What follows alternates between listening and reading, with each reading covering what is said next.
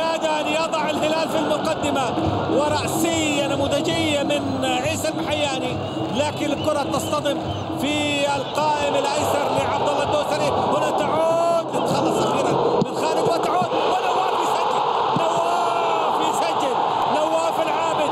جاءت الكرة المرتدة أيضا، البديل يسجل في مرمى النصر في الدقيقة 42 من زمن شوط المباراة الثاني. الضغط والضغط، ويأتي هدف للهلال، ونواف العابد يسدد مباشرة في المرمى.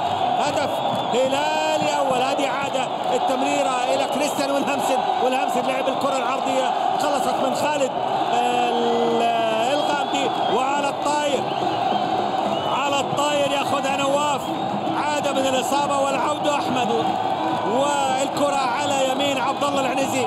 هدف أول لصالح الهلال بعد كرة رأسية. كانت شكل الكرة الرأسية كانت من سعد الحارثي، الكرة الرأسية حتى كانت من سعد الحارثي اللي اصطدمت في القائم، لكن كرة ليس عليها أيضا أي حسرة من نجوم الهلال، لأن هذه الرقصة وهذه الحركات الأكروباتية